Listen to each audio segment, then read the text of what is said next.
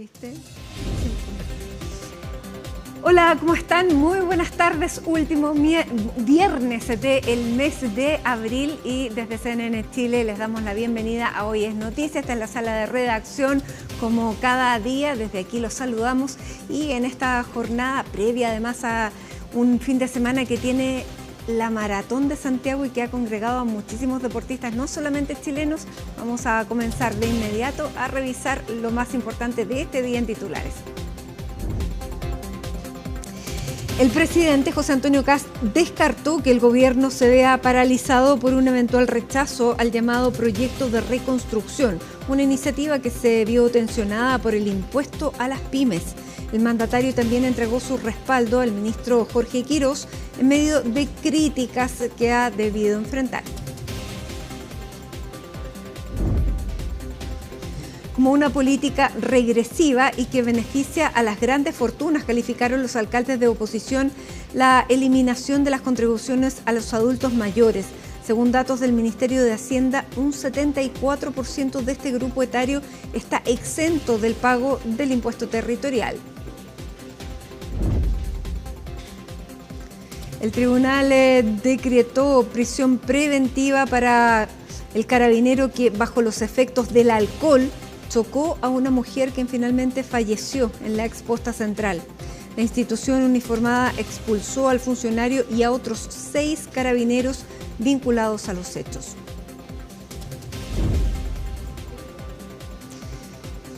Los enviados de Estados Unidos viajarán mañana a Pakistán para participar en conversaciones de paz directas con Irán. Teherán envió a su ministro de Asuntos Exteriores al país, pero no se ha confirmado que hablará con la delegación de Trump. Y en el deporte, finalmente el Clásico Universitario se jugará con un aforo de 42.000 personas, pero solo con hinchas de Universidad de Chile. El delegado presidencial de la región metropolitana señaló que espera que esta situación cambie en los siguientes partidos clase A del fútbol chileno.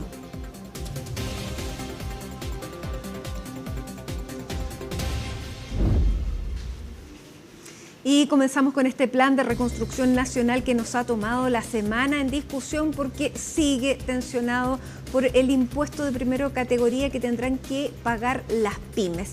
Aquí está con nosotros Pilar Gutiérrez para contarnos qué significa este impuesto de primera categoría, a qué acuerdo han llegado las pymes y por qué se produce esta tensión política. ¿Cómo estás, Pilar? Bienvenida a este espacio además. ¿Cómo estás, Mati? Muy buenas tardes. Así es, sin duda es el tema que se ha tomado la semana y que hemos estado discutiendo, ahondando también en las distintas medidas que incluye este proyecto de reconstrucción nacional y que de hecho fue uno de los temas que abordó en una vocería durante esta jornada el presidente de la República, José Antonio Kast, también en el marco de las negociaciones que se han ido generando con las distintas bancadas, distintos sectores, en busca de conseguir los distintos votos necesarios para que este pueda salir adelante. Sabemos que en ese sentido, han conversado, por ejemplo, con la bancada del Partido de la Gente. También esta jornada se reunieron con la bancada y representantes del Partido Nacional Libertario para ir encontrando puntos de acuerdo y distintas materias, entonces, para contar entonces con el apoyo necesario durante la tramitación de este proyecto. Sin duda sabemos que el tema de las pymes ha estado también en el debate en estos últimos días a raíz de la petición que se ha generado por parte de las pequeñas y medianas empresas para que se mantenga de forma permanente la tasa de 12,5% que pagan actualmente y que es un régimen transitorio. Están pidiendo que sea de forma permanente y es uno de los temas entonces también que se ha ido abordando. Porque este 12,5% lo pagarán hasta el año 2027 y luego de ello se vuelve al régimen que tenían anteriormente.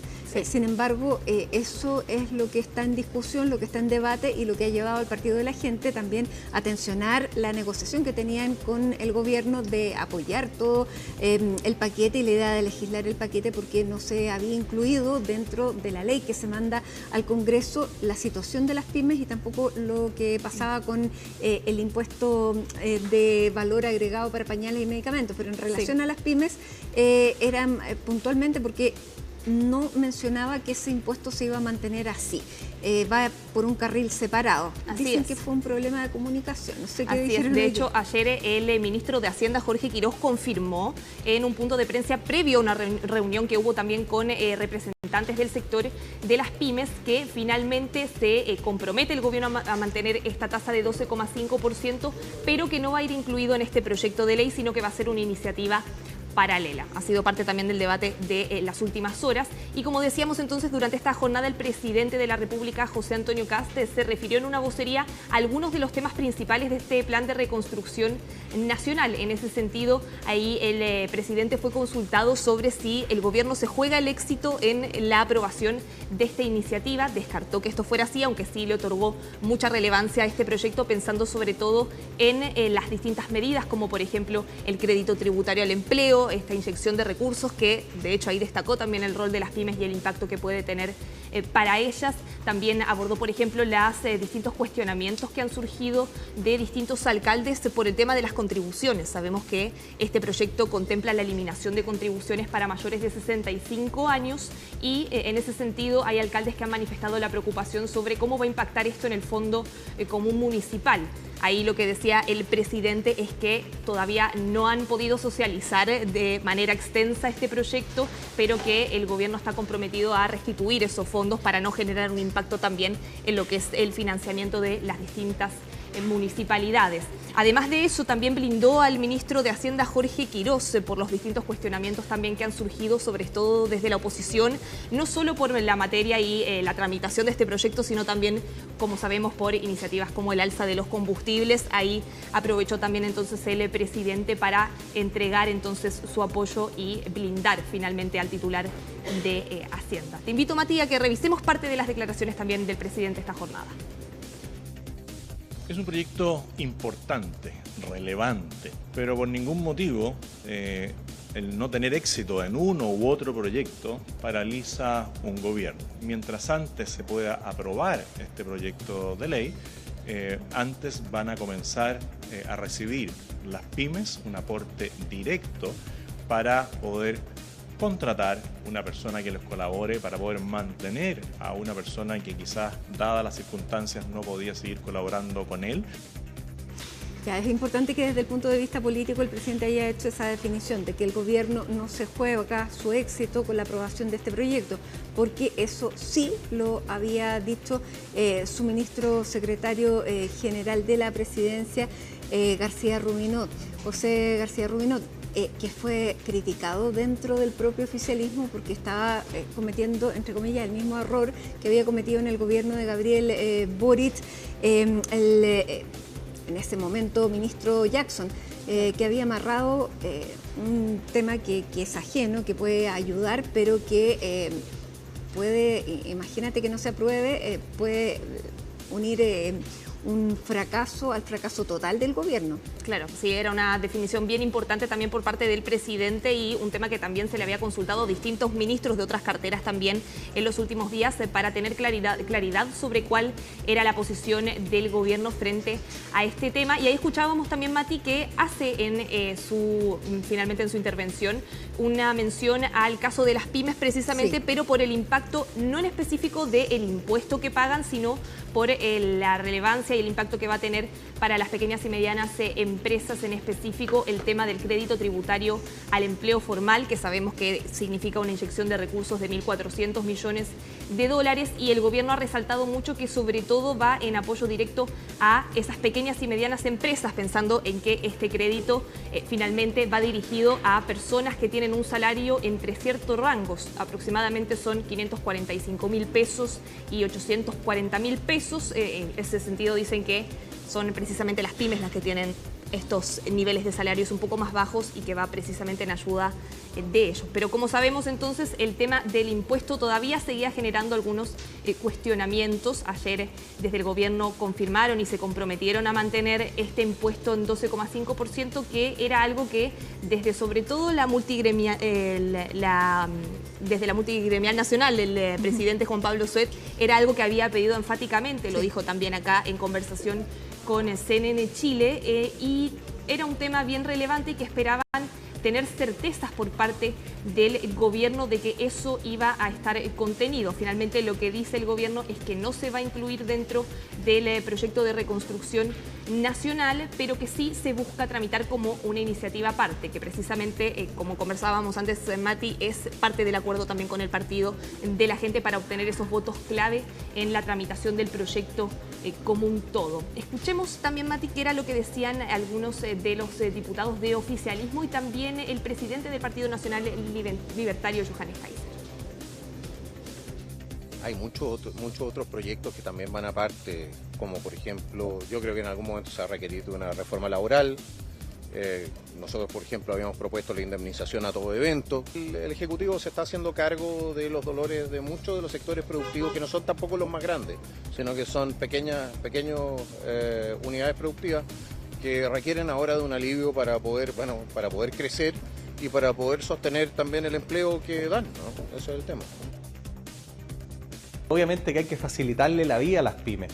Y en este sentido, lo que yo planteo es que tiene que haber un estatuto especial para las pymes que les permita naturalmente crecer, desarrollarse en un ecosistema amigable. Naturalmente que yo creo que tiene que ser conversado en un estatuto especial con las pymes de manera tal de que se generen todas esas condiciones que permitan a la pyme desarrollarse, y yo quiero que todas las pymes de Chile pasen de una pequeña y mediana empresa a ser una gran empresa. No es tan apurado porque las pymes tienen un régimen especial al cual todavía le queda 1 año y 7 meses. Por lo tanto, las pymes están en esta tasa que se les dio para la pandemia, después se les extendió, después se les volvió a extender y les quedan 2 periodos tributarios más.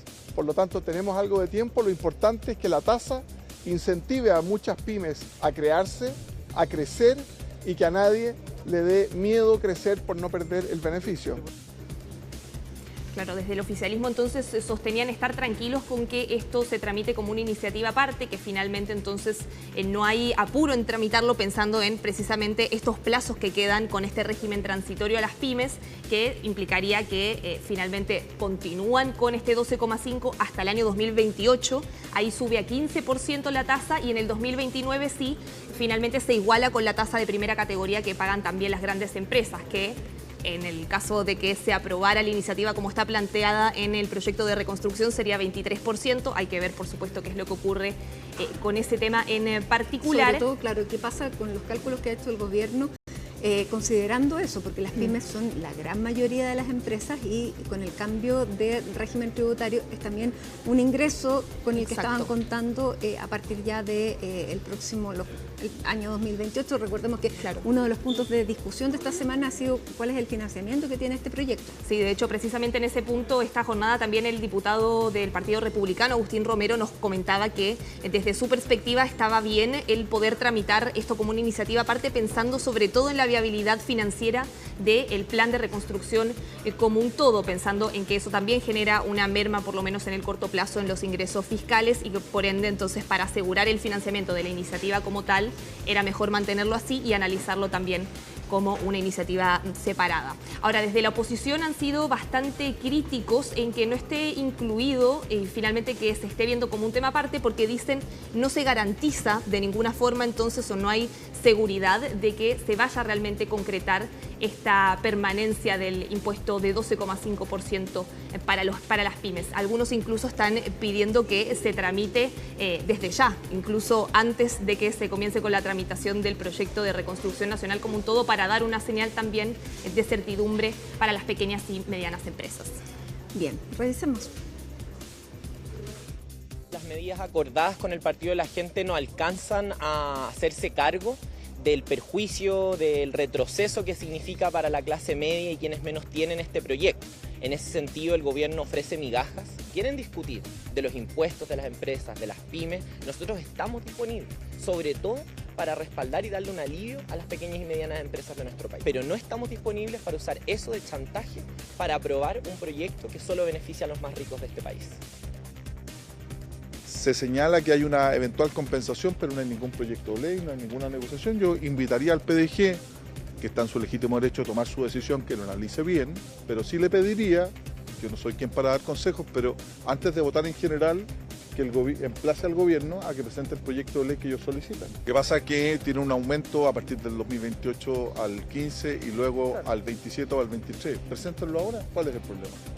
Si su principal problema son las pymes y mantener en el 12,5%, preséntenlo ahora. Evidentemente que estamos sorprendidos primero de la actitud tan entreguista del PDG y de Franco Parisi, que decía defender a la gente, a la clase media y a las pymes, pero la verdad que hoy día eso está en cuestionamiento. Yo creo que todavía es tiempo de que el PDG reflexione, que eche por tierra este pseudo y mal acuerdo que han alcanzado y que finalmente tengamos los votos para rechazar este proyecto y para obligar al gobierno a que separe la iniciativa de manera tal de que concentremos los esfuerzos en aquellas cosas que tenemos acuerdo y los temas tributarios se puedan postergar para dar un debate más profundo.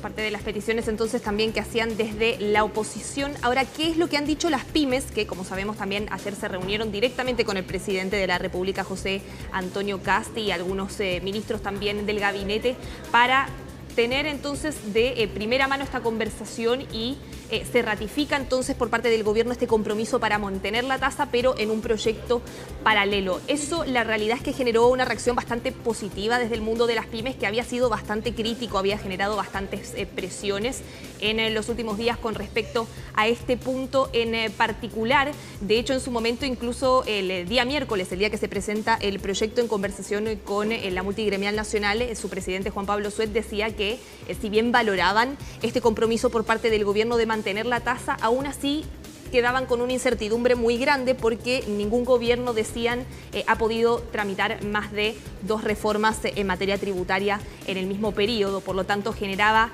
cierto espacio de duda. Sin embargo, el tono, la realidad es que cambió bastante después de la reunión del día de ayer, en donde el gobierno manifestó que la idea es tramitar una iniciativa que no solo aborde la mantención de esta tasa de impuesto corporativo que pagan las pymes, sino que también abordar otros puntos para generar apoyos, fortalezas y mayor sostenibilidad también para las pequeñas empresas y generar finalmente un proyecto mucho más integral que vaya más allá de la tasa como un todo. Escuchemos también lo que decía entonces por este tema el presidente de la Asociación de Emprendedores de Chile. Quedamos tranquilos. La verdad es que ese 12,5% que se había comprometido en campaña se ratificó ayer y por lo tanto creemos de que se va a mantener y estamos seguros que se va a mantener en el futuro. Y eso es una muy buena noticia para todas las empresas de menor tamaño. Bueno, escuchábamos entonces lo que decían desde la Asociación de Emprendedores de Chile, el compromiso para presentar esta iniciativa paralela. Si bien no hay una fecha fijada todavía como tal, un plazo establecido o comprometido por parte del gobierno, lo que han manifestado los distintos representantes de pymes es que la idea es que esto quede zanjado y publicado en el diario oficial antes de que vuelva a subir la tasa para las pymes, es decir, antes del año 2028.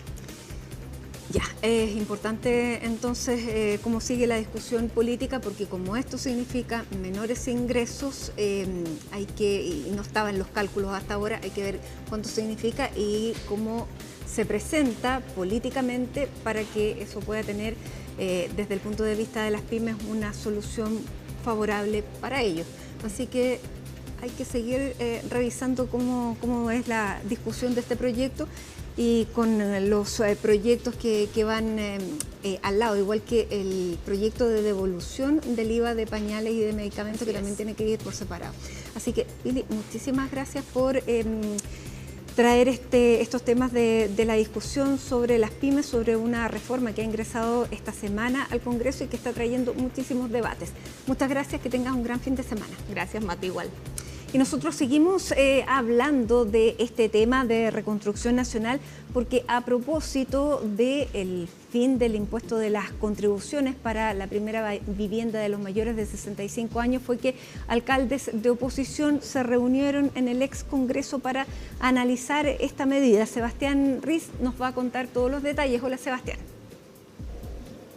Buenas tardes, Mati. Claro, polémica ha causado esta indicación que está incluida justamente en el Plan de Reconstrucción Nacional, este megaproyecto insignia del gobierno de José Antonio Kast, que justamente elimina las contribuciones para las personas mayores de 65 años. Un una indicación que justamente va en desmedro y afectaría justamente a todos los municipios de nuestro país, porque este es el principal sustento económico de muchas municipalidades a lo largo de nuestro país que justamente ocupan para temas de seguridad, de saneidad, de todo ese tipo de cosas. De hecho, en cifras del Ministerio de Hacienda, los municipios dejarán de recibir aproximadamente 200 millones de dólares, de los cuales 170 irían al Fondo Común Municipal, una herramienta, Mati, que cada municipio de nuestro país va dejando plata proporcionalmente, algunas comunas más, otras comunas menos, y después eso se reparte justamente a las comunas que tienen menos recursos. Algo equitativo y que también desde la oposición lamentaron justamente esta indicación que está incluida en el Plan de Reconstrucción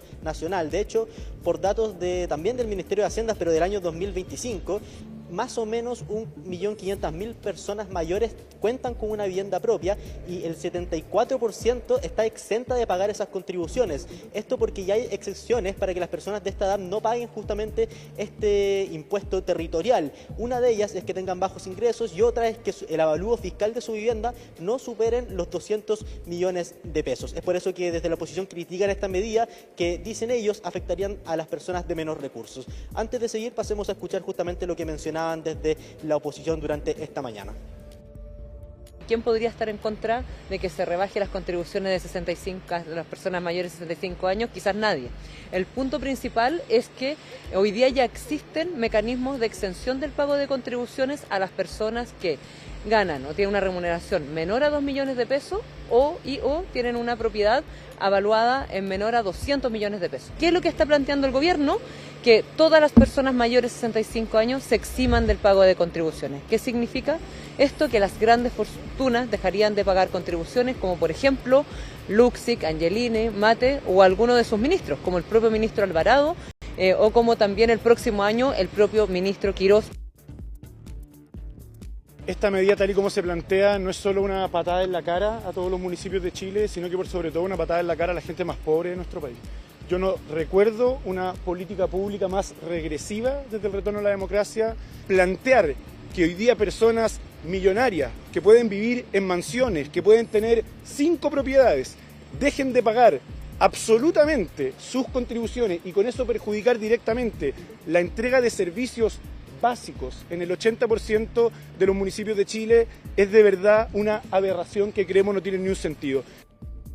Claro, Mati, entonces ahí el principal argumento es que esta indicación iría solamente en beneficio de las personas que tienen más riqueza en nuestro país, porque como te mencionaba, la mayoría de las personas mayores, de adultos mayores, no pagan contribuciones porque están exentas. Ya existen indicaciones para poder que estas personas no paguen, ya que justamente han trabajado toda su vida y ya no tienen el sueldo que tenían en su juventud. Ahora muchas veces tienen solamente la pensión, la pensión universal garantizada, entonces no pueden pagar contribuciones muy altas. De esto también se refirió el presidente José Antonio Kast después de inaugurar el año académico de la Universidad de Chile en un punto de prensa afuera del Palacio de la Moneda, en donde abordó varios de estos puntos y se mostró abierto a debatir para que algunas personas sí puedan pagar justamente estas contribuciones, personas que tienen un poder adquisitivo mayor. Y esto también iría en línea con algo que también habría dicho o se lo habría mencionado a parlamentarios del oficialismo el ministro de Hacienda, Jorge Quirós, después de presentar en la Comisión de Hacienda justamente varios puntos de este megaproyecto de Plan de Reconstrucción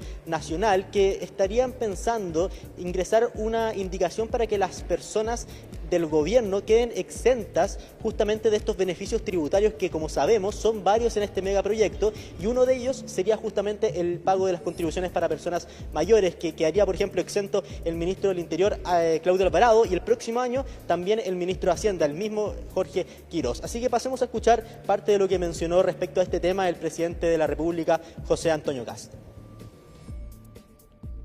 El proyecto de ley recién ingresó el día miércoles, pero claramente no ha tenido el momento todavía el proyecto de ley para ser sociabilizado bien con cada una de las asociaciones de municipalidades, con los alcaldes. Han habido conversaciones con algunos de ellos.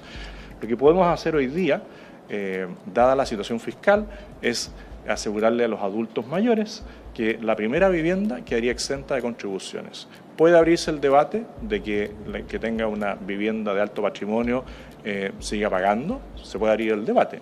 Claro, Mati, entonces ahí escuchábamos al presidente de la República que justamente se mostraba abierto a ingresar indicaciones a esta medida que buscaría eliminar por completo el pago de las contribuciones para las personas mayores de 65 años. Pero lo que le preocupa justamente a estos alcaldes, también a los de oposición, pero específicamente a los del oficialismo, es que no hay una compensación, o por lo menos en el proyecto de Plan de Reconstrucción Nacional, no hay una compensación clara para el Fondo Común Municipal, que como te mencionaba es súper importante para cada una de las comunas de nuestro país, especialmente para las de menos recursos. Entonces, los alcaldes de oficialismo con los que tuvimos la oportunidad de conversar durante esta mañana, el alcalde de Lo Barnechea, de Las Condes, mencionaban eso, que falta una hoja de ruta clara. También mencionaba, por ejemplo, el alcalde de Lo Barnechea, Felipe Alessandri, que se va a reunir con el ministro Quiroz. También lo comentaba el propio presidente de la República, que todavía no se da el tiempo para poder negociar con todas las personas que intervienen justamente en este mega reforma del Plan de Reconstrucción Nacional, y que se va a juntar también con los municipios para poder abordar esta eliminación de las contribuciones para las personas mayores de 65 años. Así que te invito también a escuchar parte de esas reacciones de los alcaldes de oficialismo durante esta mañana. El día miércoles tomamos conocimiento del proyecto de ley, es bastante amplio, afecta al Fondo Común Municipal en cerca de 200 millones de dólares. La comuna que yo presido, Lo Barnechea, es la segunda mayor aportante en contribuciones al fondo. Nos afecta. Pero dicho eso, después el ministro Quiroz señaló que van a compensar al Fondo Común. Esa compensación es noticia en desarrollo.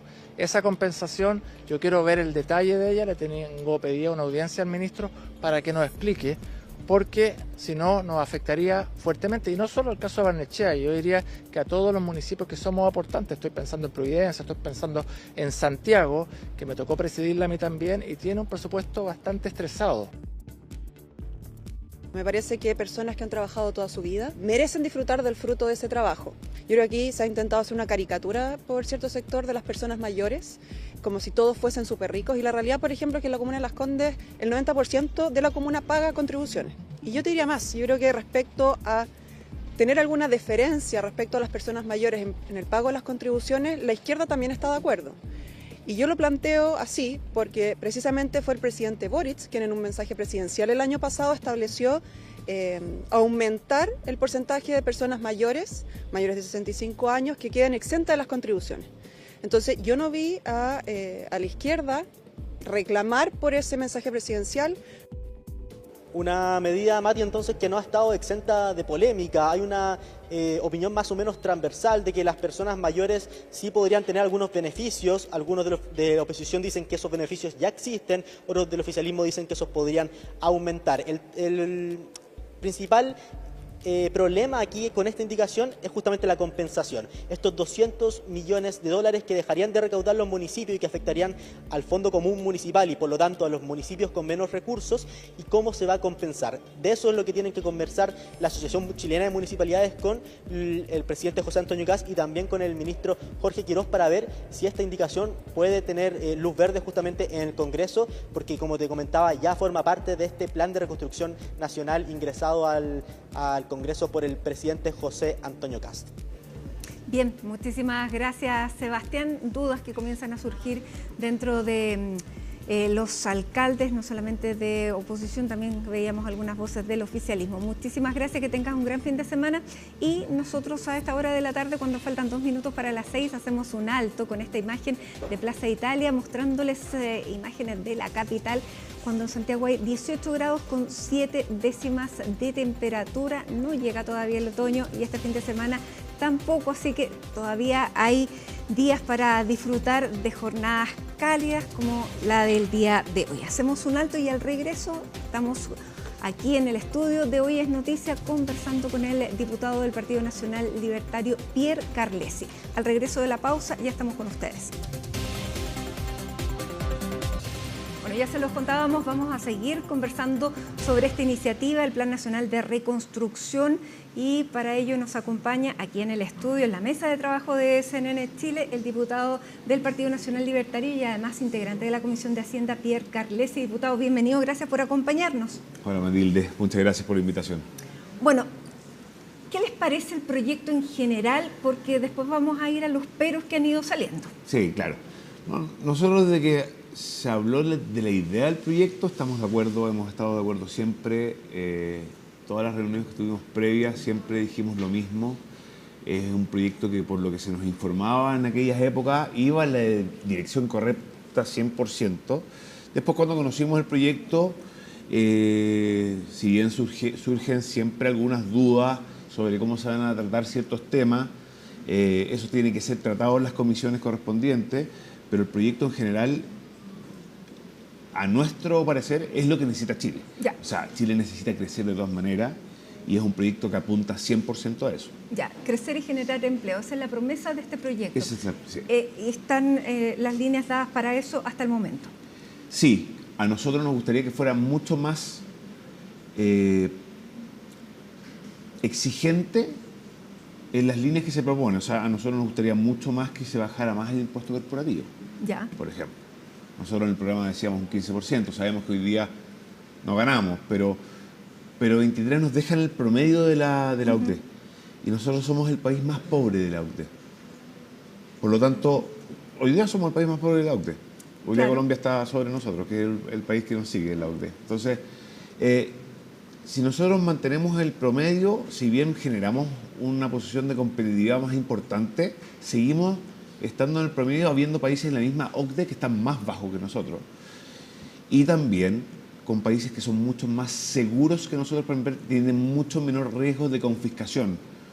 El riesgo de confiscación es, en el fondo, lo que tú le tienes que pagar al Estado y la seguridad tributaria y todo este tipo de cosas que van en anexo, no es solamente una tasa. Ahora, igual la carga tributaria total de Chile es más baja que la del promedio de la OCDE. O sea, lo que recibe el Estado con diferentes tributos, no solamente de las empresas, sino es más grande. Sí, claro, también tenemos que definir un poco qué es tributo. Porque si uno empieza a sumar todas las cosas en Chile, hoy día prácticamente estacionarse también es un tributo. O sea, en Chile hoy día no hay nada que no se pague aparte. No hay nada que no se pague, eso es verdad. Entonces, cuando uno dice, yo pago permiso de circulación, que está cada año más caro, porque cada año los permisos de circulación son más caros porque los autos mágicamente empezaron a subir de precio en vez de depreciarse.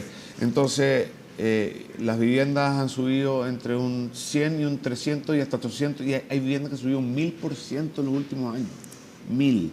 Entonces, cuando uno dice, sí, tenemos una carga tributaria, entre comillas, también la base... 10% de las contribuciones. Exactamente. Sí. También la base por la que estamos tomando sube de manera no orgánica, muy oscura, que hay que revisar urgentemente. Ya, revisemos los puntos que les parecen discutibles o que les generan preocupación de este proyecto. Hay puntos que son técnicos y hay puntos que son doctrinales. Partamos con el más fácil de explicar para nosotros es el doctrinal. Ya. Contribuciones. Contribuciones para nosotros, como nacional libertarios, es un impuesto injusto, es un impuesto al patrimonio, es un impuesto que nace desde un error conceptual, algo que ya pagó permanentemente impuestos para su compra, para su crédito, para su mantención, para su mejoramiento, para todo, te lo sigue cobrando permanentemente un arriendo del Estado, entonces tú nunca vas a ser propietario. La promesa de Chile era que Chile iba a ser un país de propietarios y lo estamos transformando en un país de arrendatarios, pero lamentablemente tenemos un solo dueño de propiedad, el Estado. Ya, pero esa es la definición doctrinaria. A nosotros nos gustaría que esos tributos fueran eliminados totalmente para la primera vivienda, como era la promesa del gobierno de José Antonio Kast. La promesa de campaña. La promesa de campaña de José Antonio Kast. Ahora, nosotros queremos eliminación total de los impuestos patrimoniales, incluyendo las contribuciones. Ya. Y después le voy a preguntar, ¿y cómo se financia entonces el Estado? Achicándolo, haciéndolo eficiente. Ya. Por muchas partes. Hoy día los recortes están siendo también con una base de realidad. Si esto no puede ser de un día para otro, tiene que haber una gradualidad, perfectamente se puede hacer. Pero hoy día tenemos un Estado que en los últimos 15 años ha crecido al doble su planta. Las municipalidades se gastan más del 60% de sus presupuestos en planta, en programas mal evaluados. Y lo que no se gastan en planta, en personal, empezamos a ver que se lo gastan no en beneficios y ayudas sociales precisamente. Ya, pero no estamos saliendo de la discusión inicial, pero para allá va. Entonces no se puede agotar. De acuerdo a ustedes, la promesa de campaña de José Antonio Kast de eliminar las contribuciones para la primera vivienda.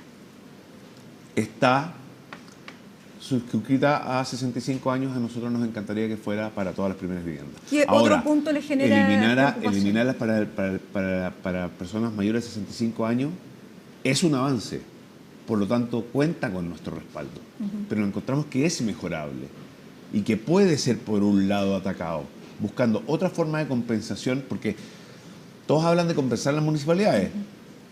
Yo prefiero que las municipalidades primero ajusten su gasto, regulen su gasto, no gasten plata en lo que no tengan que gastar y ahí veamos cuánto hay que compensarlas. Ya, pero vamos a eso todavía es largo de revisar. El segundo punto que les preocupa. Segundo punto que nos preocupa, que nosotros creemos que podría ser un poco más amplia la rebaja del impuesto a las empresas. Ya. Por lo mismo que te explicaba adelante, un 23 nos deja en el promedio y yo creo que un 20 hubiese sido un buen número, no estamos diciendo un 15, pero un 20 ya nos deja un nivel de competitividad bastante importante. Ya. Otro punto que nos preocupa, que ya es un tema que tenemos que hablar largamente en la comisión, es el tema de los derechos intelectuales. La propiedad intelectual, que es para... Porque es un derecho de propiedad, nosotros lo defendemos 100%, pero también hay que ver un criterio de realidad. Hoy día los derechos de propiedad, por otro lado, por algún lado, los van a sacar. Si no se ponen estas empresas en Chile y se ponen, en Tacna, que tienen las mismas cualidades, no nos van a pedir permiso para sacar, porque la información está en Internet. Si lo que quieren sacar es la información. Cuando tú le preguntas a ChatGPT algo, lo que hace es ir al Mercurio y decirte, o ir a CNN y decirte lo que está diciendo, o ir a La Tercera y decirte lo que está diciendo. No es...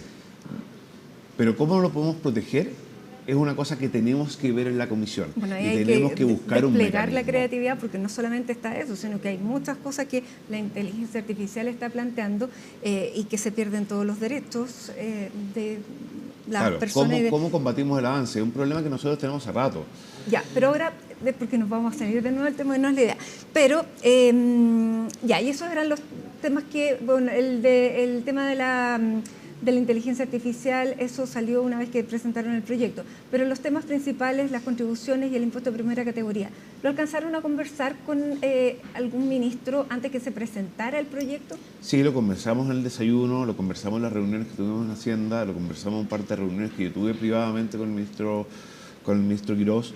Hay disposición, pero también él nos explica también el criterio de realidad. Hoy día la caja del Estado está bastante a mal traer y siguen apareciendo irregularidades permanentemente. Ya, pero el Partido de la Gente logró poner sus temas y sacar adelante sus temas, y eso a ustedes les molestó muchísimo. Y quiero saber por qué les molestó, porque ellos, digamos... pidieron antes, se avivaron entre comillas antes y ustedes no fueron con una petición para los votos que tiene el a nosotros no nos molesta que se le den créditos a otros partidos. Mi problema es la negociación. Creo yo que es un riesgo para el gobierno, porque se ha demostrado que desde que se selló este acuerdo con el PDG hasta hoy día, el PDG lo que ha hecho es amenazar constantemente al gobierno, que si se sale una coma retira los votos. Necesitaba negociar. Sí, exactamente. ¿Qué iba a hacer? ¿Y qué va a hacer después cuando empiece, porque están negociando el general? ¿Qué van a hacer cuando empiezan a negociar el particular? El articulado. Si no olvidemos que lo que negoció el gobierno hoy día fue la idea de legislar. Ya, pero ¿a ustedes les molesta que haya negociado con el PDG o que se haya abierto a negociar? No, a nosotros nos molesta que las negociaciones que tenga el gobierno con quien quiera tenerla no nos molestan. A nosotros nos molesta cuando la política no se hace de forma seria y pensando en Chile, sino que pensando en otros tipos de intereses. Ya, y cuando el PDG presiona con no apoyar la idea de legislar, ¿a usted eso le parece poco serio? No, a mí me parece más que poco serio, me parece una forma de extorsión. Porque si fueran serios, y esto fuera serio, estaríamos hablando de medidas que le hacen bien a la clase media. No hay nada que le haga más bien a la clase media que mejore el ingreso. No hay nada más bien que le haga a la clase media que mejore el crecimiento. No hay algo que le haga más bien a la clase media que mejore el empleo. Ya, no hay PDG, nada que le haga más bien. Y eso lo trata el proyecto. Ya, pero de acuerdo a la visión del PDG, poner en riesgo el proyecto por ganar un punto político es lo que nos molesta. Pero se está poniendo en riesgo el proyecto con la eliminación del IVA de los medicamentos y de la eliminación del IVA de los pañales. No, se está poniendo en riesgo el proyecto cuando para asegurar un proyecto que es bueno para la clase media se ponen esas condiciones, que si tú no haces lo mío, es como que dijéramos, ¿sabes qué? Yo no te voy a votar el proyecto si tú no eliminas todas las contribuciones. Nosotros jamás hemos estado en esa línea. ¿No lo harían? No lo haríamos, porque entendemos que el proyecto es bueno para Chile. Y Chile está primero, no una carrera presidencial. Ya me está diciendo hartas cosas ahí. Primero, el PDG no se puede confiar. No, yo no estoy diciendo que no se pueda confiar. Y después algo que lo dijo el propio Franco Parisi, que le dijo al ministro, este es un regalo para el 2029, para su campaña. Y Pamela Giles lo dijo hoy día también. Queremos que firmen el proyecto Franco Parisi 2030. Ya, ¿y usted cree que o sea, esto va a seguir condicionando? Yo voy a hacer yo sé que no es tu trabajo contestarme, pero ¿a ti no te parece que en el estado que está este país, que hace más de 20 años que no crece, pelear a 4 años de una elección, empezar a posicionar un candidato, es un poco egoísta? Yo creo que sí. Es lo más parecido a la política. Es lo más parecido a la política. Y lamentablemente, los que venimos de fuera de la política realmente, no conocemos este juego. Yo entiendo un proyecto, lo leo y encuentro que va bien en pos de Chile. Nosotros tenemos muchas propuestas, nosotros nos sentamos con el gobierno, pero no condicionamos. Podemos mejorar.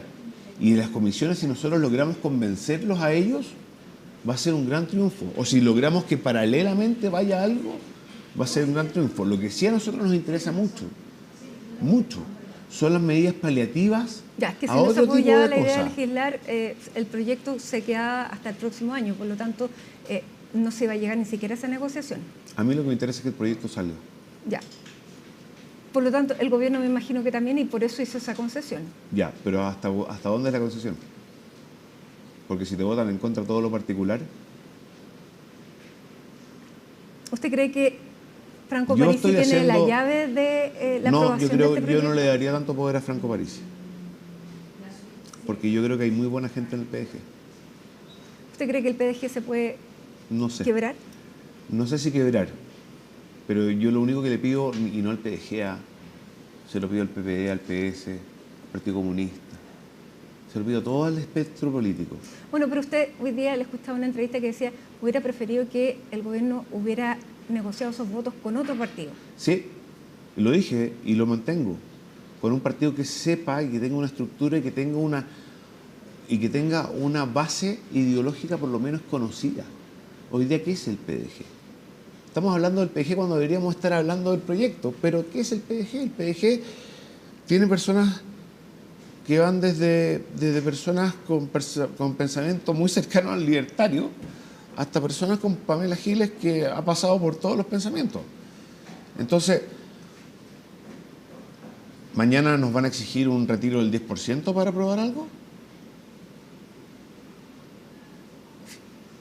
Porque Franco lo dijo en su campaña, que él estaba dispuesto a un retiro no inflacionario. Y yo no he encontrado ningún economista que me diga cómo puede, ni siquiera él, que me pueda explicar cómo funciona un retiro no inflacionario. Pero, ¿hasta dónde vamos a correr el muro? Es lo que me preocupa a mí. Yo quizás hablo de más porque no soy político. Pero me preocupa poner en riesgo un buen proyecto por ambiciones personales. ¿Con qué partido habría negociado? Con el PPD, con el Partido Socialista. Yo creo que se pueden llegar a buenos acuerdos. Yo creo que la política es el arte de llegar a acuerdos. Creo firmemente, lo que no pueden transarse mucho son los principios. Pero ¿cómo vamos a transar principios con un partido que no sabemos cuáles son sus principios? Ya, ahí hay una doble elección. El partido de la gente que supo jugar sus cartas y el gobierno que quiso negociar con ellos.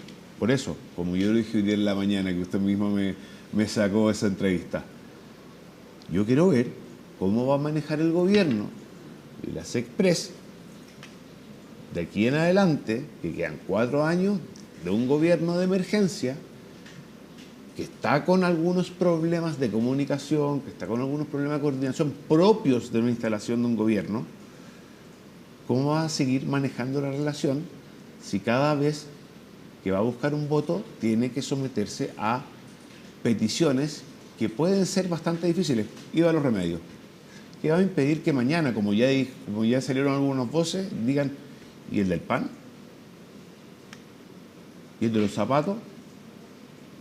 ¿Y el de los servicios? ¿No sería más lógico y serio avanzar en una rebaja del IVA de 1 o 2 puntos, parejo, en vez de estar haciendo excepciones? Esas son discusiones serias. Ahora, ¿cómo cree que se ha manejado esto? Porque hoy día tuvieron esta reunión, ustedes durante la mañana, tuvieron una reunión con el ministro del Interior, con el ministro Alvarado, conversaron. Yo no fui a esa. No fue a esa. Pero usted tenía otra reunión. Con el ministro Quirós. Ya, ¿cómo le fue? Bastante bien. Nos escuchó, lo escuchamos, nos explicó algunas cosas, le propusimos otras, ideas que no le gustaron, ideas que le gustaron, ver la forma de en estos 4 años ir aplicando esas ideas de un ánimo propositivo. Ya, pero ustedes se sintieron excluidos de este proyecto. No nos sentimos excluidos, sentimos que en un minuto se bajó la seriedad de la conversación, pero eso fue algo que hoy día nosotros dimos absoluta y completamente por superado. ¿Y qué cambió? En este tema. ¿Ya? ¿Qué cambió? En este tema. Por mi parte, la conversación con el ministro Quirós, nosotros le explicamos algunas cosas, le hicimos notar algunos problemas que hoy día vemos, especialmente en Hacienda. Le pedimos ayuda en un par de proyectos que son importantes, como el proyecto que permite desvincular personal durante el primer año del gobierno para achicar las plantas, evitar los amarres. Le pedimos revisar la situación de la tasación de los vehículos para los permisos de circulación, que hoy día, bueno, ustedes mismos cubrieron la cantidad de errores que se vieron este año. Le pedimos también revisar los procedimientos y ver efectivamente qué pasó con estas alzas indiscriminadas en las propiedades. Le pedimos ver la posibilidad de ir viendo gradualidades para eliminación de futuros tributos. Le pedimos que sacara los hidrocarburos y el litio como no concesionables para poder... y todo eso quedamos en ir trabajando y revisándolo. Ya, pero no se logró, no llegaron a ningún compromiso. Pero es que eso es lo que yo quiero dejar súper claro. Eso es seriedad. Porque yo no espero que un ministro como el ministro Quirós, que lo considero un ministro serio, me diga hoy día después de una conversión, listo, saquémoslo. No lo espero. ¿Eso fue lo que ocurrió con el ministro García Ruminó? Eso fue lo que ocurrió. ¿Qué fue lo que ocurrió que lo explique? Eso fue lo que ocurrió. O sea, se sentaron a conversar y después de una reunión salen con 3 medidas económicas sin informes financieros, sin estudios previos, sin... ¿Y por qué le atribuye al ministro García Ruminó? Porque él salió a dar la noticia. Ahora, yo no soy parte del gobierno, entonces no conozco la interna. Quizás estoy súper equivocado. Pero yo vi un ministro parado al lado de toda una bancada con carteles y una bancada diciendo que en esa reunión se había cogido todo lo que habían pedido. Hoy día... Eso yo no lo considero la mejor forma de tomar medidas económicas. O sea, yo creo que nadie lo podría conseguir de la mejor forma. Y no estoy diciendo que las medidas sean malas. Yo voy por otro lado. Yo quiero seriedad. Porque cuando hacemos las cosas mal, pasa lo que pasó con la reforma tributaria de Arena, que fue advertida por muchos economistas. De hecho, personas ni siquiera economistas, el presidente Kast, el 2014, predijo lo que iba a pasar con esta reforma. Yo me acuerdo, que era bastante más joven, me acuerdo que muchos economistas decían, no, estamos disparándonos en los pies. Y fueron igual adelante con una reforma que frenó a Chile por resultados ideológicos. Ya, hoy día Johannes Kaiser, presidente del partido, se junta con el ministro Alvarado. Sí. Dan por superado lo que ocurrió y atribuyeron el malentendido a una situación comunicacional. Sí. ¿Cuál fue la situación comunicacional que hizo que esto no se entendiera? Nosotros estábamos en la sala, de repente vemos que salen y empiezan a dar medidas que nadie entendía mucho y a nosotros nunca se nos... Que nosotros como planteábamos las medidas con estudios concretos, vimos que no habían estudios, entonces, Matilde, nosotros queremos que a Chile le vaya bien. Ya, fue poco serio a su juicio. Yo creo que ese punto que se hizo fue poco serio. ¿Cómo califica estas primeras semanas del gobierno? Yo sé que ustedes han dicho que se lo van a evaluar en los primeros 90 días, pero se han hecho cosas bastante contundentes durante esta semana y quiero preguntarle, si bien no es un juicio categórico, pero ¿cómo va evaluando lo que está haciendo el gobierno, el despliegue del gobierno, no solamente en este tema, sino que en materia de seguridad, de comunicaciones, de otro tipo de proyectos? Yo creo que estamos al debe en seguridad. Creo que estamos al debe en cumplimientos de acción, por ejemplo, en la macrozona sur. Por eso nosotros votamos en contra del estado de excepción. Nosotros en la primera renovación votamos a favor. Pero si tú revisas, también dijimos en esa misma sesión que íbamos a votarlo a favor por única vez porque esperábamos que el próximo decreto, porque se nos dijo que no hubo tiempo, y esperábamos que el próximo decreto de renovación viniera con cambios sustanciales o con algún tipo de cambio. Pero ahora nos encontramos con que la renovación nuevamente venía exactamente igual que los últimos 4 años. Bueno, la diputada Navellán dijo, es la misma mugre de siempre. Exactamente. Yo no sé si hubiera usado la misma palabra que la diputada Navellán, que es mucho más categórica que yo, pero lo votamos en contra todos porque todos exigíamos lo mismo, que hubiese alguna acción, especialmente en una zona que la última semana sufrió 3 atentados. El ministro Fernando Barros dijo que él esperaba que cuando terminara el gobierno ya no existiera el estado de excepción. Yo espero lo mismo. Ya, pero ¿qué es lo que le piden ustedes a este estado de excepción? Por lo menos que se iguale con el estado de excepción que hay en el norte. Hoy día las fuerzas militares... Te pongo un ejemplo. Viene un auto sin patente, a exceso de velocidad, de noche y sin luces, y pasa por al lado una patrulla militar, esa patrulla militar no los puede ni siquiera detener. En la macrozona sur. En la macrozona sur. No tienen ninguna atribución si no están carabineros al lado. Esos no son estados de excepción. Los tienen, si bien pueden crear algún tipo de sensación, pero no es una acción real. Nosotros lo único que pedimos es que por lo menos se equipare con la zona norte. Ya. Hoy día en la macrozona sur es un lugar donde el Estado tiene que volver a tener imperio. Ahora, bajaron los delitos en un 80%. Hasta la semana pasada hubo otro, pero eso no hay que medirlo, hay que esperar. ¿Vamos a esperar que suban hasta 200 para tomar elecciones? Vamos a esperar ya, que pero mueran, lo que se había hecho hasta ahora que mueran otras personas como murieron lamentablemente en los Luxinger. Vamos a esperar, vamos a ser reactivos como hemos sido permanentemente o vamos a tomar acciones ex ante. Porque siendo reactivos siempre vamos a estar persiguiendo el crimen y el terrorismo ex post. Y eso es lo que no puede seguir pasando. Nosotros necesitamos acción, necesitamos inteligencia, necesitamos intervención, necesitamos que al jefe de la fuerza se le den algún tipo de responsabilidad.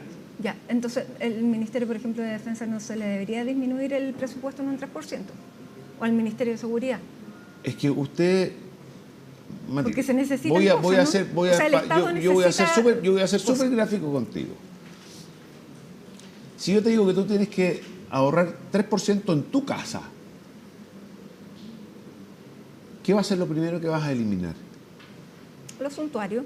Ya, partamos por ahí. Si el 3% en cada ministerio se puede... Pero hay ministerios que son bien críticos, como seguridad, como defensa. Bueno, en todos hay un en todos los ministerios de este país hay un ministerio de género. Ya. Ah, una división de género dentro del ministerio. Sí. De cada uno de los ministerios, eso es verdad. ¿Usted eliminaría eso? ¿Yo? Al tiro. Ya. Al tiro. Ya, pero eso no tiene el 3%. Pero te lo estoy dando como un ejemplo. Ya, o sea, hay para recortar. Hay para recortar, no, que tú recortes 3% en un ministerio... Pero las necesidades siguen siendo grandes, por eso le digo... Por supuesto, las necesidades siempre son grandes y van a ser más grandes si no tomamos acción. Ya. Sí, yo le decía por la necesidad, o sea, el ejemplo de la necesidad que el Estado necesita recursos. El Estado necesita recursos. Ya. Y la forma de tener esos recursos, yo hay algo que le tengo que felicitar al ministro Quiroga. Y eso creo que lo tenemos que felicitar todos. Con una gestión de solamente publicar quiénes eran los que efectivamente debían el CAE y cuánto ganaban, se pusieron a pagar. Y hoy día el Estado está recaudando 1.300 millones semanales en CAE. No tengo la cifra, pero está recaudando en CAE y eso también era un problema que no se recaudaba. Ahora, el ministro Barros en esta entrevista dijo que el plan escudo fronterizo no existía, que era un plan que se había diseñado en campaña, pero que no era un plan que se estuviera aplicando. Yo no vi la entrevista. Yo entiendo que el plan escudo fronterizo existe. Si no existe, estamos en un problema. Ahora, yo quiero ver más acción en la frontera. Quiero ver más proposición en la frontera. Creo que vamos en el camino correcto, pero creo que vamos a una velocidad que no va de acorde con la necesidad. ¿Se entiende? Sí. Ahora. Él dijo que, y lo quiero citar textual, no es un plan de gobierno, es un plan de campaña, no es un plan desarrollado dentro del gobierno, está considerado por las Fuerzas Armadas, pero no es el plan que haya desarrollado el ministerio y que lo esté implementando. Fueron ideas que se presentaron para la campaña, que se llamó Plan Escudo Fronterizo, pero que eso quedó ahí y que ahora son insumos los que se están ocupando. Bueno, yo creo que todo el programa de un gobierno tiene que ser insumo para la ejecución de este. Ya, ¿no le parece entonces que sea preocupante esa declaración? No me parece tan grave. Ahora me gustaría estudiarla más y como yo suelo responder las cosas que sé y no responder las cosas que no sé, lo investigo y la próxima vez que me invites te lo contesto feliz. Ya, usted está en la Comisión de Hacienda, donde tiene bastante trabajo, pero usted también le escuché decir que hay comisiones que no están haciendo nada. Hay comisiones, a mí me gustaría ver más urgencias en las otras comisiones. Creo que en la distribución de trabajo a las comisiones hoy día no hay urgencias. Ya, y esto no es para que este proyecto se divida, sino que porque no se han presentado otros proyectos. Exactamente. No se han presentado o no se le han puesto urgencia a los proyectos que están durmiendo. Hay muchos proyectos buenos que están durmiendo. Reglas de uso de la fuerza. Por ejemplo, eso está en el Senado hace cuánto rato. ¿Qué están haciendo? ¿Por qué no sale? Sí, es fundamental. Sí, no podemos quedar tenemos que mascar chicle y caminar al mismo tiempo. Si para eso nos dividen en comisiones. Ya, ¿y cómo va a trabajar su comisión, que es la más atareada de todas las que están armadas? Bueno, nosotros ahora estamos en semana distrital. Lamentablemente no se consiguió la unanimidad de los comités para sesionar en esta semana, para haber acelerado más el proceso. Tengo entendido que el presidente de la comisión tiene planeado, y yo también le solicitamos, varios integrantes de la comisión le solicitamos que tengamos la suficiente cantidad de comisiones extras y extraordinarias para que esto avanzara lo más rápido posible. Espero que a la vuelta de la semana distrital, nosotros la primera que tenemos citada por calendario son los martes. A mí me gustaría estar el lunes ya trabajando. Diputado, usted decía que esperaban tener mayor incidencia dentro de la elaboración de este proyecto, que los hubieran escuchado más. ¿Por qué no están dentro del gobierno? ¿Por qué no? ¿Por qué vamos a estar dentro del gobierno? No estar dentro del gobierno nos permite tener esta posición crítica, por ejemplo, frente a las cosas como de la macrozona sur. No estar dentro del gobierno nos permite tener propias ideas y proponérselas al gobierno para impulsar cosas que muchas veces en la coalición que hoy día está en el gobierno no son bien vistas, por por, digamos, la derecha más tradicional. Ya, me retan Johannes cuando Kaiser dice que ustedes son una oposición amistosa. ¿Qué significa eso? Yo creo que el término oposición no es correcto. Lo dijo Johannes Kaiser. Sí, pero que lo diga yo también, yo soy Pierre Carlesi. Ya, el presidente del partido de... Sí, perfecto, ya. No lo estoy contrariando. Yo lo que estoy diciendo es que yo creo que el término oposición no está bien usado. Nosotros somos una fuerza política que tiene ideas propias y que va a apoyar al gobierno, al gobierno que sean las buenas ideas para Chile. Pero cuando no sean buenas ideas, nosotros necesitamos la libertad para poder expresarlo. ¿Y el gobierno tiene la garantía de que van a estar los votos del Partido Nacional Libertario para aprobar este proyecto? Sí. Para aprobarlo, ¿Sí? no estoy diciendo la idea de legislar, para aprobarlo. El proyecto, como está presentado hoy, si es trabajado de manera correcta, porque, a ver, Matilde, yo también sería súper irresponsable darte una respuesta de decir lo vamos a apoyar a ciegas. Yo tengo una responsabilidad que le puede gustar o no gustar a muchas personas que yo no diga hoy día, sí, lo vamos a aprobar. Tengo una responsabilidad. Yo el proyecto, en lo personal, ya me lo estudié completo. O sea, me lo entregaron y yo esa noche lo estudié completo. Esa misma noche me lo leí entero. Ya lo tienen mis asesores. Tengo 2 personas trabajando. Se va a implementar una mesa técnica. Todo eso hay que hacerlo para aprobar el proyecto. Pero si el proyecto sale algo que es inconstitucional, sale algo que va en contra de las personas, sale algo después del análisis concienzudo, el análisis a priori, yo lo encuentro un buen proyecto, que le faltan cosas. Okay. Pero el análisis profundo es necesario y es fundamental. Chile peca mucho de apoyar por esto. Bueno, hay que... Y para eso tenemos que hacer la pega. Y en eso estamos. Diputado Pierre Carlesi, le quiero agradecer que haya estado aquí con nosotros, tarde de viernes, integrante de la Comisión de Hacienda de la Cámara. Muchísimas gracias por acompañarnos. Muchas gracias a ti, Matilde. Hacemos una pausa a esta hora de la tarde con esta imagen del Quisco. 6 de la tarde con 34 minutos, ya estamos de regreso. 6 de la tarde con 37 minutos, estamos de regreso en Hoy es Noticia y les contamos que hasta ahora se sigue desarrollando la audiencia de formalización de las personas que fueron detenidas por el secuestro de una mujer en Estación Central, y aquí está conmigo Juan Cristóbal Cható para contarnos de este caso, que fue uno de los 2 secuestros que se produjo en forma paralela en la región metropolitana esta semana. Bienvenido. ¿Qué tal, Matilde? Muy buenas tardes. Sí, tú lo decías, 2 casos de secuestro que han vuelto a poner en la palestra, se podría decir, el fenómeno del secuestro extorsivo en nuestro país, que muchos expertos han denominado como un delito importado, ya que se ha vuelto cada vez más frecuente a medida que se ha instalado precisamente en territorio nacional el crimen organizado transnacional. Ahora, tú bien lo decías, ya está en desarrollo precisamente a esta hora en el Centro de Justicia la audiencia de formalización de 4 personas que fueron detenidas en marco de uno de estos secuestros. Para dar un poco de contexto, son 2 secuestros que ocurrieron en menos de 24 horas, uno la noche del martes y el otro la noche del miércoles. Este es el que ocurrió la noche del miércoles, cerca de 24 horas después de que fue secuestrada una mujer de nacionalidad peruana de cerca de 30 años cerca de su casa. De hecho, podemos ver ahí precisamente en las imágenes el momento que ocurre esto la noche del miércoles. Esta mujer fue posteriormente trasladada hasta Cerro Navia y después de prácticamente un día secuestrada por estos sujetos es que personal de la Brigada de Investigaciones Policiales Especiales Antisecuestros de la PDI da precisamente con su paradero y logra detener a estas 4 personas quienes serían los presuntos responsables, que fueron detenidos, por cierto, en flagrancia. Se encontraban en el lugar donde esta mujer estaba siendo retenida en contra de su voluntad. Ella es una persona que se dedica al comercio de ropa en la comuna de Estación Central y las personas que fueron detenidas son 2 personas de nacionalidad chilena y 2 de nacionalidad venezolana, y uno de los detenidos extranjeros es precisamente menor de edad, y es por eso que se está llevando a cabo esta audiencia de formalización en la Unidad Especializada de Responsabilidad Penal Adolescente del Centro de Justicia.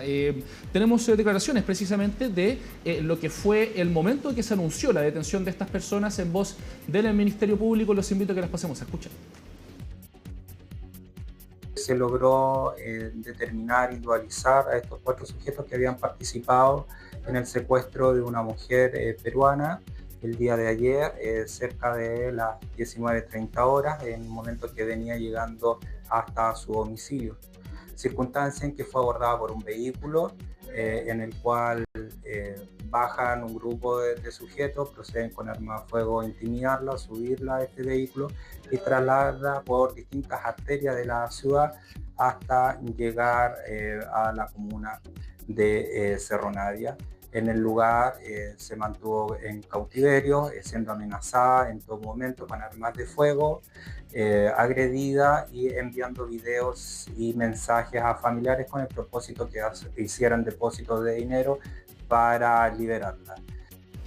Un caso sin duda bien complejo, lo escuchábamos en voz precisamente del fiscal del equipo de crimen organizado y homicidios del Ministerio Público. La mujer fue agredida durante su secuestro, también se enviaron videos a la familia para solicitar precisamente el pago de dinero a cambio de su liberación. Sin embargo, fue la Policía de Investigaciones quien logró finalmente liberar a esta mujer de sus captores. Y ya lo decíamos también, hay otro caso que ocurrió antes, pero que sigue en desarrollo. Hablamos del secuestro de un hombre, un adulto mayor de 84 años, en la comuna de San Miguel. Similar al caso anterior, ocurrió precisamente cuando se estaba dirigiendo hacia su domicilio, y también se trata de una persona dedicada al comercio, en particular del rubro de la ferretería, y también tenía negocios en el mundo hípico, tenía caballos precisamente, y ese es un poco el perfil de la persona que fue secuestrada entonces por estas... ¿Qué hipótesis se maneja? Son varias las hipótesis que se manejan. Podría ser, por ejemplo, el hecho de que al ser un empresario es precisamente el perfil preferido por estos criminales para poder secuestrar a las personas, debido a que, como lo escuchábamos en voz del fiscal, se le envían videos a la familia para poder solicitar dinero a cambio de su liberación. Pero otra hipótesis que también ha trascendido, que es información netamente preliminar, es que esta persona se dedicaba a los préstamos irregulares, es decir, se trataría de un prestamista, podría ser eventualmente un ajuste de cuentas, pero lo decíamos, estos son trascendidos y es información netamente preliminar, y que tampoco se ha dado mucho detalle al respecto, debido a que es una investigación que sigue en desarrollo. Esta persona sigue siendo desconocido su paradero. Se trata de una persona de 84 años, insulino dependiente, y que la familia, por cierto, también está muy preocupada de su situación, y es por eso que tanto desde la Fiscalía ECO como desde la Policía de Investigaciones siguen desplegados para poder dar con el paradero de esta persona. Ahora, como el fenómeno del secuestro extorsivo en particular vuelve a la palestra, sin duda también llegó al mundo político. Lo comentaron durante esta jornada tanto el presidente José Antonio Kast como la presidenta del Senado, la senadora de Renovación Nacional, Paulina Núñez. Los invito a que pasemos a revisar esas declaraciones. Los secuestros, y la pregunta que usted me hace, son de los delitos más graves, y eso va a tener una persecución total. Creo que ha tenido toda la colaboración del Ministerio Público por parte del Ministerio de Seguridad, por parte de la PDI, que en esto se ha caracterizado porque han conseguido capturar cada vez a las personas que violentan a otra a través de un secuestro. Por lo tanto, la señal nuestra va a ser siempre muy clara. A aquellos que atenten contra la vida, contra la integridad física o la libertad de las personas, van a ver lo que es la fuerza del Estado. Podrá pasar un día, 2 días, una semana, un mes, pero los vamos a encontrar a cada uno de ellos, los vamos a procesar y los vamos a encarcelar. Nos parece vital que en esto las ideologías no se tomen el debate, que tengamos un debate de ideas, pero más importante aún, que pongamos al país por delante, porque el crimen no puede organizarse mejor que el Estado, y el Congreso debe avanzar rápidamente en una legislación que le devuelva, insisto, la acción al Estado, y de esa manera enfrentar el crimen organizado, con proyectos que aseguren, por ejemplo, el transporte en nuestro país, y también con aquellos que enfrenten el crimen organizado a propósito de la vulneración de nuestra frontera. También es un deber fortalecer las instituciones que hacen frente a esto, me refiero a las policías, al Ministerio Público, y también en materia penitenciaria. Ahora ya lo comentábamos también, el secuestro extorsivo y el secuestro en general es un fenómeno que ha ido creciendo durante los últimos años y que se instala en nuestro país en particular respecto a la llegada de bandas de crimen organizados transnacionales. Por ejemplo, el Tren de Aragua, una de las más presentes en nuestro país, y las cifras de la Fiscalía demuestran precisamente un alza importante durante los últimos años. El punto de quiebre, se podría decir, respecto a la presencia de este fenómeno en territorio nacional fue el año 2022, que mostró un alza del 68% en relación al año anterior. Para el año 2021, durante el año, se registraron 492 secuestros extorsivos a nivel nacional y para el año 2022 esa cifra se disparó a 826. Desde aquel entonces la cifra no ha bajado de los 800 casos de secuestros a nivel nacional por año. No todos son necesariamente secuestros extorsivos, pero este fenómeno sin duda también ha ido aumentando año tras año, al igual que la relación entre los secuestros y bandas de crimen organizado. Situación que, por cierto, también moviliza a las policías, lo comentaron desde el alto mando de Carabineros. Los invito a que revisemos esas declaraciones. Todo lo que ha sido público conocimiento también forman parte de las investigaciones que se están desarrollando, pero en ese aspecto yo lo he manifestado. Ambos cuerpos policiales, tanto Carabineros como la Policía de Investigación, nosotros ponemos a disposición nuestras capacidades para lo que son los procesos investigativos. En el caso de Carabineros existen equipos que están dedicados a investigar todos estos secuestros y vamos a seguir aportando y trabajando con el Ministerio Público.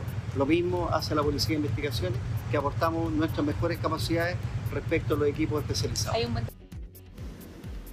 Ahí entonces revisábamos precisamente las declaraciones desde Carabineros y nosotros lo comentábamos también, es el hecho de que esto es considerado un delito importado, es decir, un delito que no era tan frecuente en Chile hasta que precisamente llegaron estas bandas de crimen organizado de otros países e instalaron un nuevo tipo de criminalidad. Son varios los fenómenos criminales que se asocian a este tipo de fenómenos, sin embargo uno de ellos es el secuestro extorsivo, pero también hay un detalle importante que tiene alerta a los expertos, que es el hecho de que quizás los principales protagonistas de los secuestros extorsivos actualmente no son necesariamente las bandas de crimen organizado transnacional, sino que bandas chilenas que fueron permeadas por estos grupos criminales, por lo tanto apuntan a que la importancia está en poner la mira también en las bandas de delincuentes locales que están aprendiendo estas nuevas técnicas y usándolas, por cierto, con una mayor capacidad de reclutamiento al tener un arraigo local en sus comunidades. Lo comentaron desde la Fundación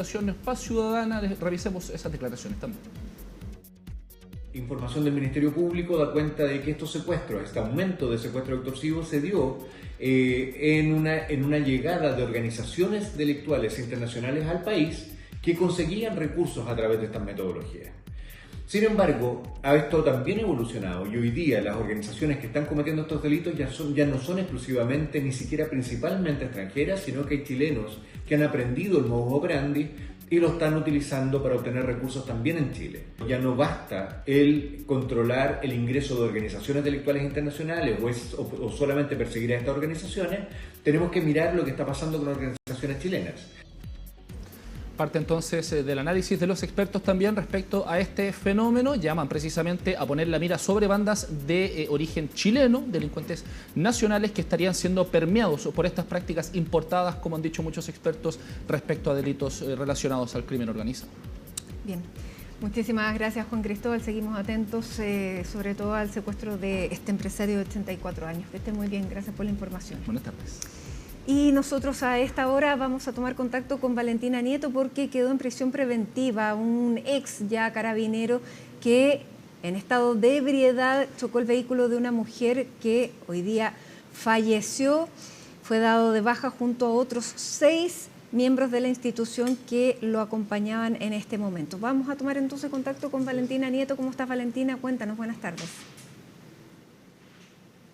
Hola, ¿cómo estás? Muy buenas tardes. Así es, una situación sin duda lamentable la que ocurrió durante esta jornada de día viernes cuando se confirma en la ex posta central la muerte de esta mujer que fue chocada por un vehículo mientras ella iba a bordo de un automóvil de la aplicación Uber. Lo más grave de todo es que este automóvil que protagoniza el choque era conducido por funcionarios activos de la institución de Carabineros. De hecho, todo ocurre durante la madrugada, esto en la intersección de las calles San Francisco con Tarapacá, en la comuna de Santiago, cuando este automóvil se salta la luz roja y termina chocando por el costado a este vehículo de la aplicación Uber que tenía a esta pasajera de nacionalidad colombiana de aproximadamente 25 años, que tras el choque sale prácticamente eyectada desde el interior de este vehículo. Así lo muestran las cámaras de seguridad que que además muestran el actuar de los funcionarios policiales que en vez de prestar ayuda, colaboración para las víctimas de este accidente automovilístico, proceden a darse a la fuga, a correr en diversas direcciones. Más tarde, a eso de las 3 de la madrugada, el dueño de este automóvil, que además conducía este vehículo, llega hasta una comisaría de la comuna de San Miguel para denunciar lo que según él era el robo de su automóvil. Sin embargo, tras la investigación que realizó el Ministerio Público, se logró acreditar que esta situación no era real y que en realidad había protagonizado este accidente y que además iba en estado de ebriedad. Escuchemos parte de lo que señalaba Carabineros tras las primeras diligencias de este lamentable hecho que termina con una mujer fallecida tras este accidente. Esta defensa no comparte plenamente lo que ha decretado el tribunal. Vamos a estudiar la posibilidad de poder revertir esta situación de la prisión preventiva en la Corte de Apelaciones. ¿Cuál hubiese sido la medida cautelar que se hubiese apropiado más? Creo yo que se satisface con un arresto domiciliario total. Hay temas que fueron, como es de conocimiento del Ministerio Público, pero en lo que es lo institucional también se me comunicó que se adoptaron las medidas disciplinarias que corresponden, por lo tanto todos los involucrados en este caso fueron desvinculados de la institución y también he dispuesto en atención a que este es un hecho muy grave, que los mandos también tomen y adopten una serie de otras medidas también que son parte de estos procesos. ¿De cuántas personas estamos hablando? Estamos hablando de 7 carabineros que estuvieron involucrados en esto. Bueno, ya escuchábamos entonces parte de las palabras de Carabineros. La situación también dio cuenta de una denuncia falsa que realizó el conductor del automóvil que protagoniza este accidente. Hablamos de este carabinero en ejercicio que estaba de civil y que finalmente estaba también en estado de ebriedad. Él llegó durante horas de la madrugada a una comisaría en San Miguel para denunciar lo que él decía era el robo de su vehículo. Sin embargo, tras la investigación que realizó la Fiscalía, se logró determinar que esta versión no era real y que más bien había protagonizado este choque estando en estado de ebriedad, y además no se descarta que pueda haber estado bajo la influencia de alguna otra sustancia. Personal de Carabineros que acoge la denuncia advierte que se encuentra en estado de ebriedad y al ser preguntado respecto a las circunstancias del hecho comienza a caer en contradicciones. Primero señala haber sido víctima de esta sustracción de su vehículo mediante esta modalidad encerrona. Luego señala haber chocado el vehículo y que eso se lo había informado otro colega de él. Y en ese sentido, ya personal de Carabineros, frente a las diversas contradicciones que estaba dando, decide, y además ya tenían la información del accidente de tránsito, deciden trasladarlo a la 4ª comisaría donde se estaba gestando el procedimiento por el accidente, donde ya se toma conocimiento mediante las diversas antecedentes que esta persona se encontraba en estado de ebriedad y había dado una versión falsa respecto de los hechos. Además, desde Carabineros emitieron un comunicado lamentando la situación e informando que se dio de baja a otros 6 funcionarios que también habrían estado vinculados a este accidente. Así, en total, fueron removidos de la institución 7 carabineros que estuvieron entonces vinculados a este lamentable hecho. Parte de las palabras que se dan en este comunicado es que esta situación constituye una falta gravísima e inaceptable, absolutamente contraria a los principios y valores institucionales, y que a partir de las diligencias que se realizaron al interior de la institución se logró establecer que estos otros 6 funcionarios también estaban vinculados a este hecho, y por lo que se dispuso a su remoción, a la inmediata baja de las filas de la institución. Como Carabineros lamentamos profundamente este desenlace y expresamos nuestras más sentidas condolencias a la familia y a los seres queridos de la víctima. Además, reiteraron que desde la institución no se tolerará ningún tipo de conducta que vulnere la ley ni la confianza pública. Escuchemos además parte de las palabras que dio el presidente de la República y también la ministra de Seguridad Trinidad Steinert respecto a la investigación de este caso y la postura también que ha marcado el gobierno ante este lamentable hecho. Y respecto de lo que usted me menciona, de esta situación dramática, terrible, en eso tiene que aplicarse todo el rigor de la ley. Nosotros en esto vamos a ser inflexibles con las personas que manejan en estado de ebriedad, sea un civil, sea un funcionario de carabineros, quien sea. Y ahí también vamos a procurar que desde Senda todas las intervenciones que se hagan junto en los controles nocturnos se controle el tema del consumo de alcohol y el consumo de drogas. Nadie tiene derecho a poner en riesgo la vida de otra persona. Primero partir porque estos son casos excepcionales, no abarca la institucionalidad, son situaciones que involucran a personas determinadas. Dicho eso, tolerancia cero. Ministerio de Seguridad, tolerancia cero. Una vez que se determinen las responsabilidades, estas tienen que ser llevadas a cabo por el Ministerio Público, los tribunales de justicia, pero el Ministerio de Seguridad ahí tiene tolerancia cero. Bueno, ahí las palabras de las autoridades, una situación sin duda lamentable que termina con la muerte de esta mujer que estuvo durante todas estas primeras horas de esta jornada de día viernes en riesgo vital y que lamentablemente por la gravedad de sus heridas tras este accidente protagonizado por funcionarios de Carabineros termina falleciendo. Quedamos atentos a la investigación que lidera la Fiscalía y también los antecedentes que podamos conocer de este hecho tras la formalización que se va a realizar durante las próximas horas del funcionario policial dado de baja que estaba conduciendo este vehículo. Muchísimas gracias, Valentina. Valentina Nieto, entonces, con la información a esta hora de la tarde. Con esta invitación despedimos, gracias por habernos acompañado, que tengan un gran fin de semana, ahí tienen grandes panoramas también.